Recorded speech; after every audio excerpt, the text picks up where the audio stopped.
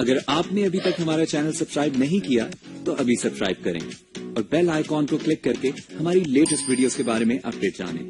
सब्सक्राइब कीजिए और हम आपको लिए चलेंगे आपकी फेवरेट वीडियो की तरफ।